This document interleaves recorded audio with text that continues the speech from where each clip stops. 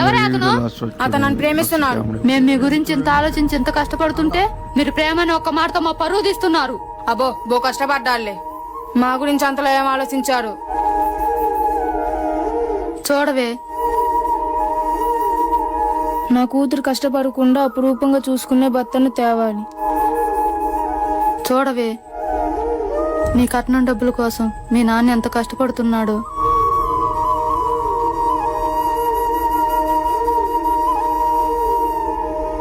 మీ మనసులో తల్లిదండ్రుల పిల్లల గురించి ఏమీ ఆలోచించడం లేదనుకుంటారు, కానీ మీ గురించి మేము నిరంతరం ఆలోచిస్తాము.